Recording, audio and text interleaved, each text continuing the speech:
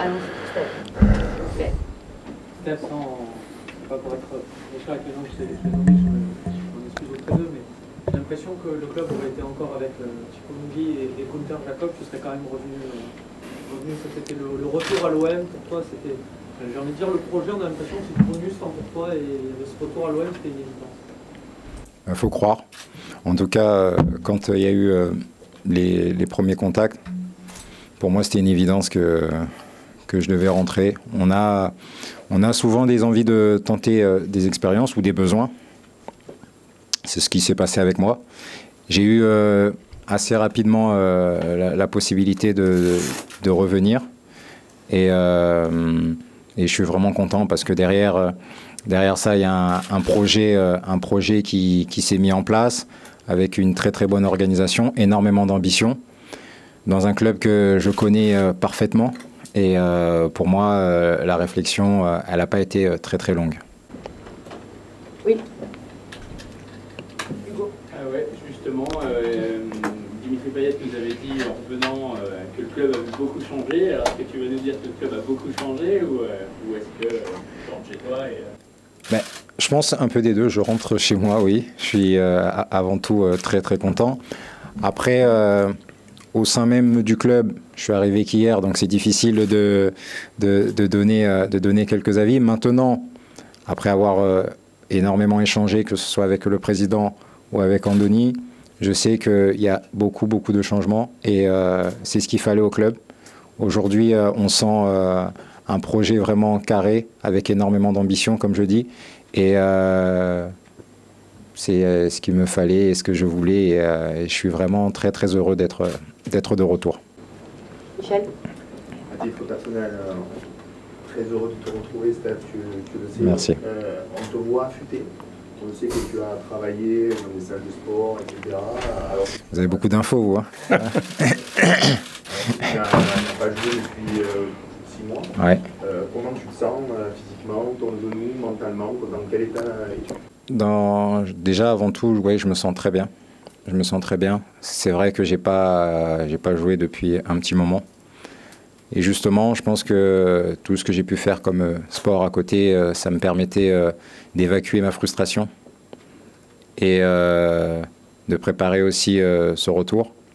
Je suis dans un état d'esprit où, avant tout, très très content de revenir ici, heureux de revenir, de retrouver toutes les personnes que j'ai pu quitter la saison dernière, mais aussi, je me suis aussi préparé pour faire une grande saison, parce que ça a beaucoup parlé, on m'a un peu enterré entre guillemets, et moi je suis vraiment déterminé à faire quelque chose de grand, à l'image de ce que le club veut faire, et on rentre en total, on va dire, on est en adéquation totale parce que j'ai envie de gagner des titres, j'ai envie d'évoluer, j'ai envie de faire partie du haut du tableau et de jouer le plus de matchs possible. Donc c'est vraiment quelque chose qui aujourd'hui tombe à pic, quoi.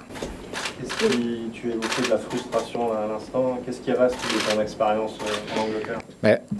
Quand je prends un peu de recul, un peu beaucoup quand même, ça reste une saison qui pour moi qui est enrichissante. Elle est frustrante, elle a été difficile. Je me suis blessé alors que j'ai fait ici 9 saisons, j'ai dû louper 2 matchs en 9 saisons. Là-bas, je me blesse, je loupe la partie de saison. Plusieurs éléments à prendre en compte qui sont, on va dire, un peu compliqués, qui ont été un peu compliqués pour moi. Mais ça reste quand même une expérience intéressante parce qu'on apprend dans chaque situation. Et j'avais jamais vécu cette situation de me retrouver blessé, de ne pas être dans le groupe, être écarté entre guillemets. Et c'est là où il faut force de caractère pour ne pas craquer et ne pas faire n'importe quoi. Et dans cette situation-là, il y a 2 solutions. Soit on abandonne, on laisse tomber. Soit on travaille, on se bat pour être prêt le jour où. Et moi, j'ai choisi la 2e option. Et aujourd'hui, ça me permet d'être prêt pour les échéances qui nous attendent. Ce soir? Ça, il faut demander au coach, mais ça m'étonnerait. Non, je ne me suis pas entraîné encore. Pour nous qui avons plaisir à te revoir, on a l'impression finalement que ça s'est rien passé, que c'est dans la continuité. Mais Compte tenu de ce que tu viens de nous dire, est-ce que tu as le sentiment d'avoir encore, et surtout aujourd'hui, quelque chose à prouver? C'est quelque chose à prouver, on a toujours à prouver. On a toujours à prouver parce que chaque match, est un recommencement. On a toujours quelque chose à montrer. Maintenant, c'est dans un deuxième cas, on va dire, moi aujourd'hui, c'est avant tout de revenir, de retrouver le terrain, de retrouver le vélodrome, les supporters, de prendre du plaisir avec mes partenaires, m'entraîner, toucher le ballon. Aujourd'hui, j'ai faim de ballon, j'ai envie de jouer, de prendre du plaisir et d'être présent. Après, effectivement, dans un second cas, j'ai envie aussi de démontrer pas forcément démontrer à une personne, on va dire en particulier, mais j'ai envie de montrer que oui, je suis là encore. Et que je suis pas mort, quoi, tout simplement, quoi. Donc, voilà, après, je suis pas forcément inquiet parce que je sais que je travaille pour et je fais ce qu'il faut. En 6 mois, on perd pas non plus ses qualités comme ça. Donc, je suis pas forcément inquiet, je sais ce qui m'attend, je connais la maison, je connais tout ce qui peut se passer ici. Donc, par rapport à ça, ça devrait que bien se passer. Steph, bonjour. Bonjour. Comment tu as vécu la petite période de négociation entre les deux clubs où il y a eu un petit jeu de rocamateur? Comment toi tu as suivi tout ça? Comment je l'ai suivi de loin? Ça a été, on va dire, un peu, pour moi, un peu long. Pourquoi? Parce que je ne jouais pas déjà depuis 6 mois et j'avais envie de reprendre avec le groupe pour pouvoir participer à la préparation et être le plus rapidement prêt. Mais dans mon esprit, je savais que je voulais revenir et que j'allais, et que le club et que mon agent allaient tout faire pour que ce transfert se fasse. Bonjour Steph. Oui. En ton absence, tu as probablement suivi les performances de Yoann Velay, Oui. qui a une saison plutôt intéressante. Oui. Même très bonne. Oui. Est-ce que tu as eu l'occasion de discuter avec lui pendant ton retour là? Est-ce que les choses sont claires entre vous? Effectivement, j'ai vu pas mal de matchs de l'OM, si ce n'est la quasi-totalité. Et Yo a fait une très très grande saison, il a été vraiment très performant. Si l'équipe termine à la 5e place, c'est en grande partie grâce à lui. Donc là-dessus, c'est bien. Maintenant, je suis arrivé qu'hier, comme je l'ai dit, j'ai pas eu le temps de voir tout le monde, je l'ai croisé. On n'a pas forcément discuté de ça, mais avec lui, on a une très très bonne relation, on se connaît déjà, on a travaillé ensemble, on s'entend très bien. On part en stage là dans pas longtemps déjà. Donc je pense que pendant cette semaine de stage, on aura l'occasion d'échanger, de discuter. Et avec un partage des matchs en compétition cette saison? Ça, c'est pas à moi de vous dire ça, c'est une question qu'il faudra poser au coach. Mais en tout cas, tout ce que je souhaite et j'espère, c'est que, enfin je souhaite et j'espère, je le sais, que ça va bien se passer et que l'ambiance sera bonne parce qu'on se connaît, parce qu'on est 2 garçons intelligents qui s'apprécient et qui se respectent. Donc de ce côté-là, il n'y aura vraiment aucun problème. Michel. Justement, pour parler anglais, est-ce que tu vas aller step by step, c'est-à-dire que là, tu as énormément envie de jouer, de t'entraîner, tu as faim. Est-ce qu'après, l'objectif, c'est être numéro 1 et après, peut-être, pour retrouver l'équipe de France, il y a la Coupe du Monde en 2018. Oui, après... C'est ça. Voilà, c'est ça. Non, mais après, voilà, après, faut pas non plus... faut pas, on va dire, brûler les étapes tranquillement. Là, je sais que je reprends, j'ai énormément envie, mais en même temps, j'ai un peu d'expérience. Donc, je sais qu'il ne faut pas s'enflammer. On va reprendre tranquillement. L'objectif, c'est d'être prêt et performant pour le premier match qui nous attend des tours préliminaires. Et après, ensuite, enchaîner et faire une grande saison. Forcément, j'ai des objectifs. Je me suis fixé énormément d'objectifs dans ma tête pour cette saison et je compte bien les atteindre. Donc, voilà. Après, c'est personnel. Gilles. Tu as dit que tu n'as pas discuté avec Yoann, mais avec le coach, qu'en est-il? Et par rapport à ton statut et également par rapport au Castana, parce qu'il a dit qu'a priori, pour lui, un gardien. Ben, si le coach l'a dit, ben, la question ne se pose plus et on n'en parle plus. Donc voilà, après moi c'est clair que moi c'est le brassard, je l'ai porté pendant pas mal d'années ici. C'est quelque chose, oui, qui me tient à cœur, où j'ai donné ce que je pouvais donner, le maximum. Je pense que j'ai jamais triché dans ce rôle-là. Maintenant, il y a un coach qui est présent, qui a eu une idée bien précise du du capitanat qui ne va pas forcément avec le rôle de gardien, c'est pas un problème. Ça ne m'empêchera pas d'être comme j'étais avant et de faire ce que je pouvais faire avant. Donc c'est pas le brassard qui va m'empêcher d'être moi-même ou de déjouer tout simplement. Oui. Steph, quel regard tu portes sur le mercato qu'est en train de faire ton club, l'arrivée de Valère, de Patrice Evra, de... Mon arrivée. Bah déjà, c'est un mercato, on va dire, qui est intelligent. C'est-à-dire qu'on prend, ils prennent le temps, prennent des joueurs de qualité. Quand on voit chaque joueur qui a été pris déjà depuis janvier, il n'y a que des joueurs de qualité, des joueurs qui apportent un plus à l'équipe, des joueurs, je pense, qui sont faits aussi pour le club, parce que c'est vrai que c'est pas non plus évident à chaque fois de pouvoir être performant au sein de l'Olympique de Marseille. Et comme je l'ai dit tout à l'heure, ça montre justement la qualité, on va dire la qualité des dirigeants, dans le sens où ils font les trucs intelligemment, carrés, avec énormément d'ambition, parce que c'est des joueurs de qualité qui sont présents, des joueurs intelligents et des joueurs qui ont envie d'apporter au club pour que le club avance et que le club soit performant. Donc c'est ce qui m'a plu aussi dans tout ça, et je suis vraiment très très content d'être ici et de retrouver tout le monde. Romain, pour la dernière question. Tu nous as dit que tu avais vu quasiment tous les matchs de l'OM la saison dernière. Tu peux nous raconter un peu plus en détail comment tu as vécu cette saison loin de l'OM? Quels sont les moments dans la saison qui t'ont fait vibrer? Est-ce qu'il y a des moments où tu as appelé tes anciens coéquipiers? Après tous les matchs, quasiment, j'avais quelqu'un. Donc, non, j'ai perdu le fil de ta question, mais... non. Bah, chaque match, après, je l'ai vécu un peu comme supporter. C'est vrai que chaque match était... j'étais un peu derrière l'équipe. Maintenant, il y a des matchs qui ont été bien, notamment en coupe. Je crois que c'est contre le Lyon. C'est ça, contre Lyon à domicile, où il y a cette victoire et qui était vraiment, vraiment sympa, avec un stade plein et une belle ambiance. Donc je pense que c'est vraiment le match que je retiens. Après, il y en a d'autres peut-être que j'ai pu là en esprit, mais sincèrement j'étais vraiment content pour mes partenaires et pour le club. Allez, Mario. Steph, tout à l'heure, le président, en te présentant, nous a déroulé de nombreux chiffres liés à ta carrière. Est-ce que toi, tu penses aussi éventuellement à... Tu as déjà battu des records dans ce club, aller porter plus loin, être le premier à 100 matchs européens, devenir celui qui a joué le plus de matchs sincèrement, au départ, c'est pas forcément...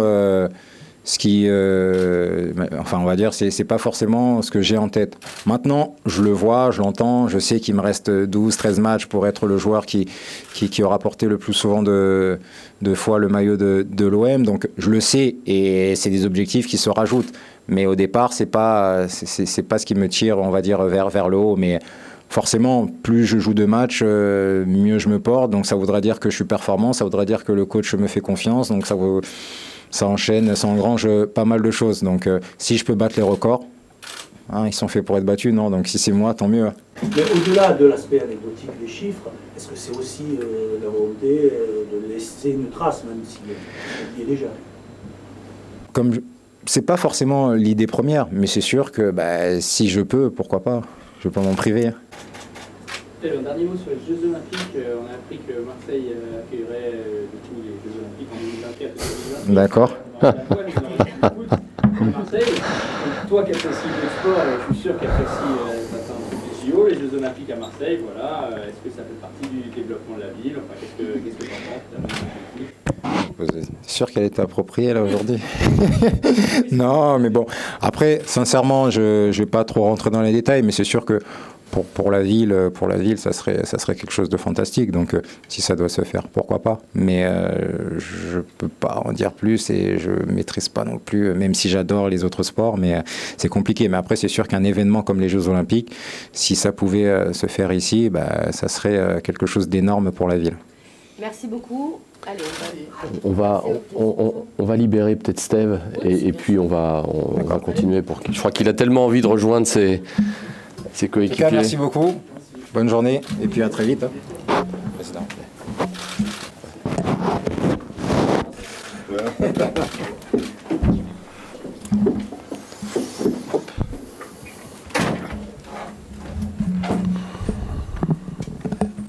Il n'y a pas de questions?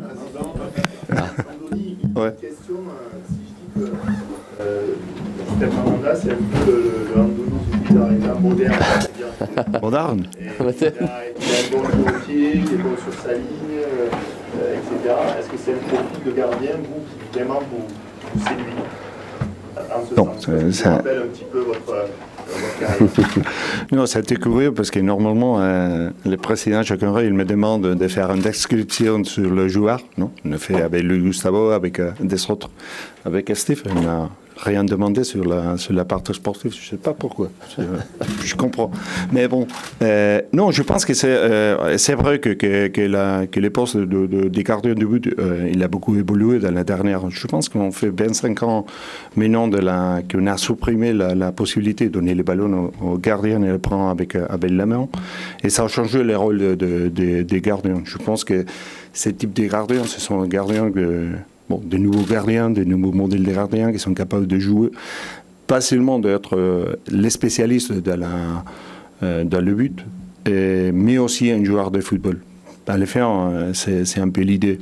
Si tu peux jouer quand tu as les ballons 11 contre 10, quand même, tu as une possibilité de supériorité dans le terrain. Et ça, c'est un peu l'idée sur le jeu. Je pense qu'un Steve, il a beaucoup développé dans cette idée. On a aussi parlé dans les derniers jours sur le travail des Cassars avec les gardiens, avec Jonas Pelé aussi, que je me souviens qu'il a fait une très très bonne saison l'année dernière. Et on a parlé avec lui avant de faire Mandanda, on a expliqué les projets aussi, quelle était l'idée.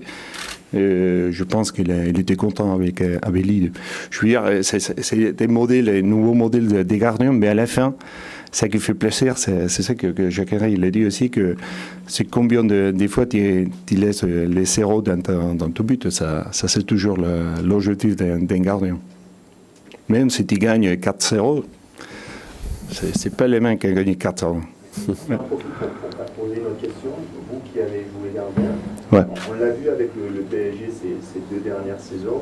Ouais. Il y avait une concurrence, on ne savait pas qui c'était numéro 1, numéro 2, ça a parfois posé quelques problèmes.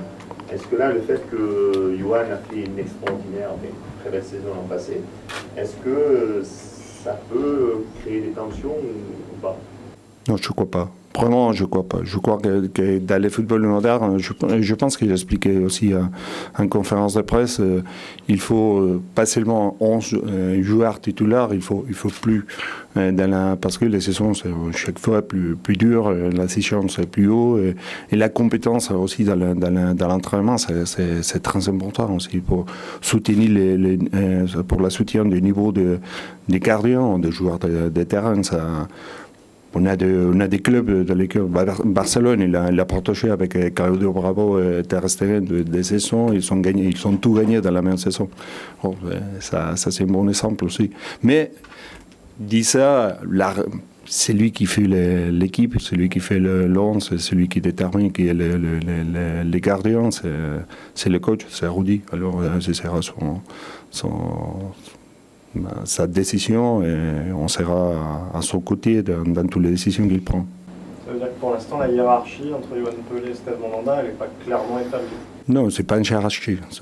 Je pense qu'ils sont tous joueurs de l'Olympique de Marseille. Et dans les contrats qu'on signe, je ne pense pas que même si c'est une hiérarchie, c'est quand même les numéros Steve il porte toujours, c'est les 30. Ça veut dire que c'est la dernière de tous les joueurs. Je ne sais pas si ça c'est la hiérarchie.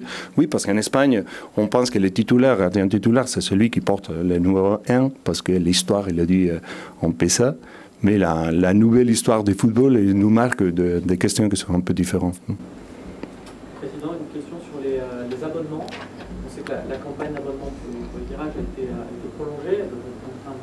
Dans quelques heures, est-ce que vous êtes tenté de la prolonger ou de dire, avec les efforts qui ont été faits là sur le mercato, on est presque tenté de mettre un compte à rebours et de dire voilà, le temps est parti, si vous reste, si vous êtes convaincu ou pas? Non, on est totalement dans nos objectifs aujourd'hui.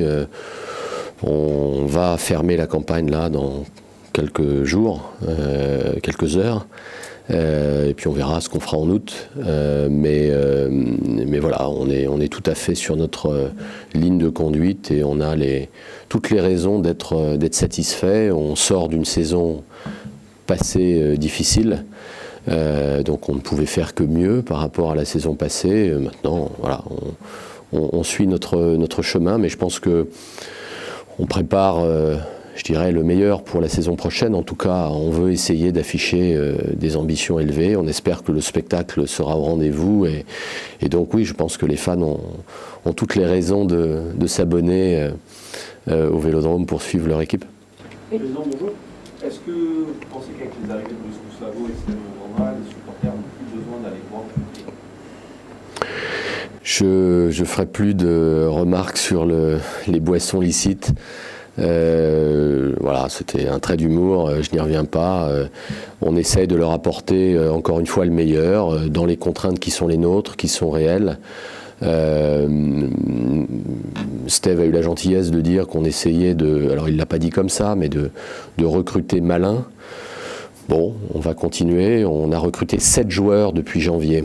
On a recruté 7 joueurs et je pense que chacun a un rôle spécifique à tenir sur le terrain dans ce nouvel Olympique de Marseille. On va voir si on peut continuer à renforcer cette équipe, bien sûr, jusqu'à la fin du mercato. Après, je ne sais pas ce que veut dire un mercato réussi. Un mercato réussi, c'est le classement que l'équipe affiche fin décembre, non ? Donc on va en tout cas essayer de faire les choses de façon cohérente comme on les a toujours faites, y compris financièrement d'ailleurs. Je voudrais d'ailleurs dire une chose, Steve est parti et c'est tant mieux. Comme pour toutes les transactions sur lesquelles nous avons travaillé depuis maintenant le début de ce mercato, vous le savez, nous nous fixons un prix de réserve, une limite au-delà de laquelle nous ne souhaitons pas aller. C'est vrai pour tous les joueurs que nous avons recrutés, c'était vrai pour Steve.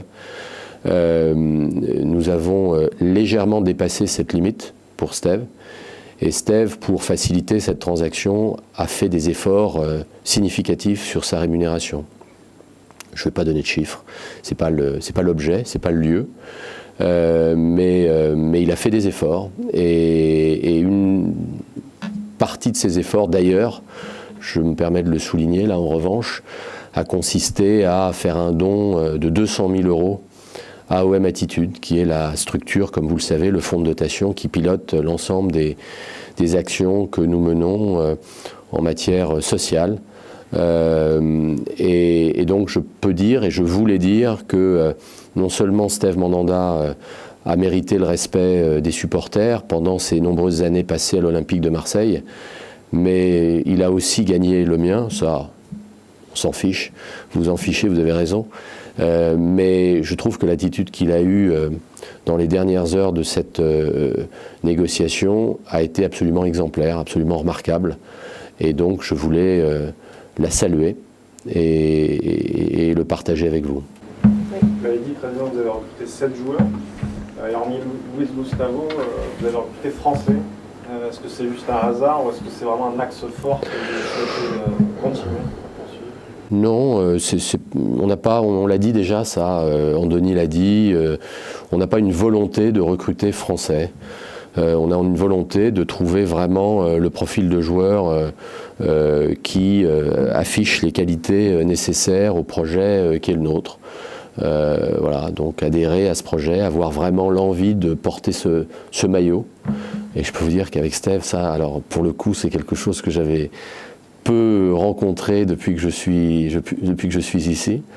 La cohérence dans le projet sportif, hein, les zones dans lesquelles on souhaite se renforcer. Et encore une fois, on va jouer beaucoup de matchs cette saison. Donc il nous faut 2 gardiens au moins de très grands talents. Et j'en profite aussi à mon tour pour saluer la saison très bonne qui a été faite par Johan, que j'ai vu, à qui j'ai parlé et que j'ai remercié pour la saison qu'il avait jouée et à qui j'ai dit qu'on comptait aussi beaucoup sur lui cette saison. Hein.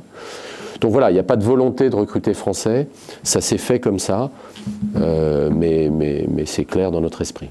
Michel. Président, bonjour. Vous avez dit 7 joueurs. Il y en a un qui, hier soir, sur les réseaux sociaux, s'est annoncé à l'Olympique de Marseille. C'est pas encore fait, il y a des petits détails, c'est une question d'heure.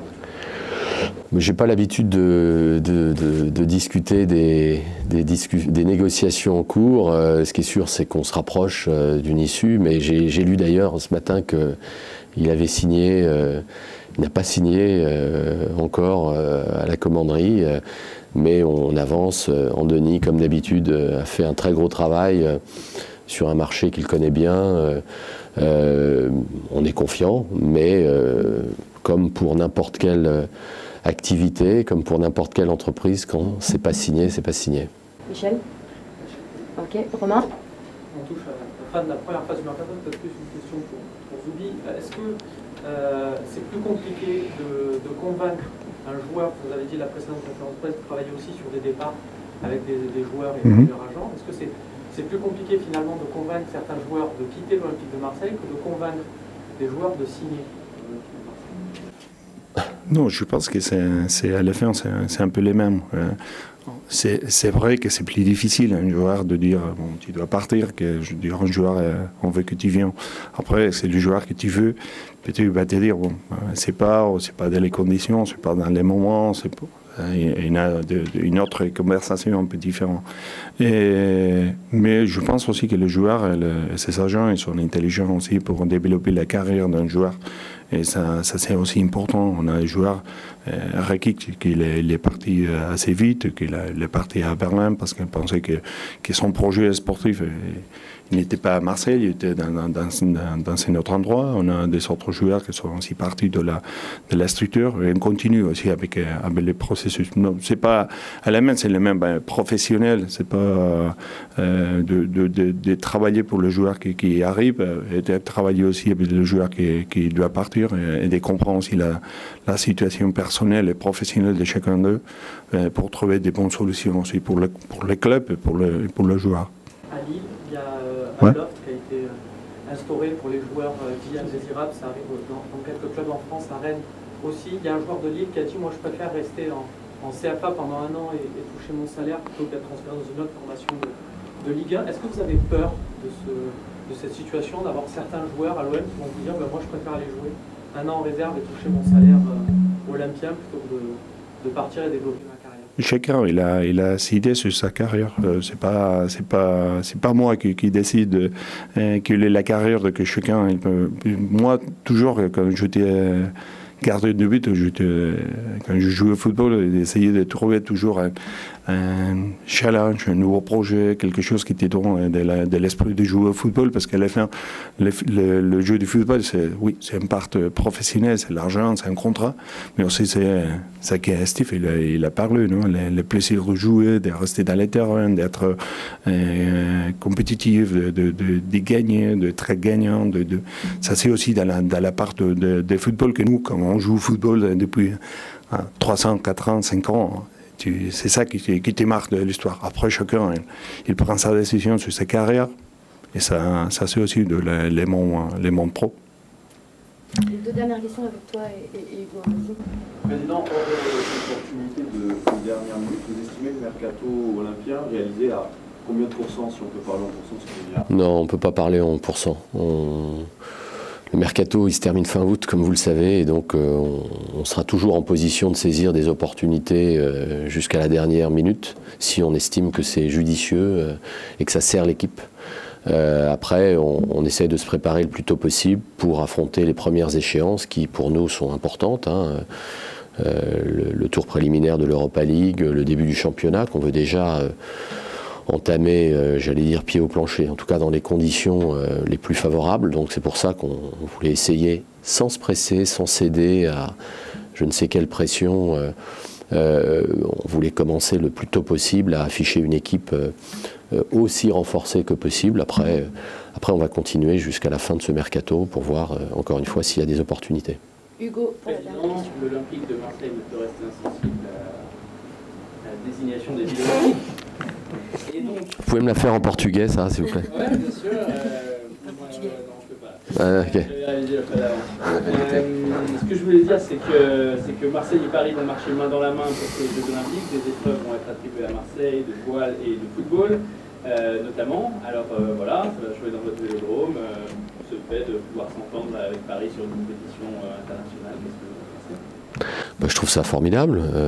Je trouve que c'est un beau projet pour la France d'abord, et on peut être Marseillais et avoir une équipe et une seule équipe dans la peau et se féliciter que les Jeux Olympiques aient lieu en France et à Paris. Moi, j'ai eu la chance d'aller assister à des Jeux Olympiques à Athènes, à Pékin, à Sydney, et c'est un spectacle exceptionnel, c'est une dynamique formidable pour tout un pays d'ailleurs, pas seulement pour la ville haute. Alors il se trouve que Marseille fait partie du projet olympique français, puisque c'est là que sera organisée notamment l'épreuve de voile, enfin seront organisées les épreuves de voile. J'ai d'ailleurs rencontré les responsables de cette organisation, et je peux vous dire que ce que prépare Marseille dans ce domaine est exceptionnel, et je pense que ce sera là un événement, un spectacle de très très grande qualité, en plus des matchs de football qui pourront avoir lieu au Stade Vélodrome. Donc je crois que c'est une bonne nouvelle, y compris pour Marseille. 10 secondes, le grand attaquant, est-ce qu'il sera là pour le premier match de compétition? Je ne sais pas ce que veut dire le grand attaquant. Voilà. Il y a un attaquant qui s'appelle Valère Germain, qu'on trouve de grande qualité, qui a d'immenses qualités, qui a un état d'esprit formidable, qui est un joueur qu'on voulait absolument. Et donc on est très ravis, très heureux de l'avoir avec nous aujourd'hui. Merci beaucoup. Merci. Bonne journée. Au revoir. Merci. Au revoir, merci.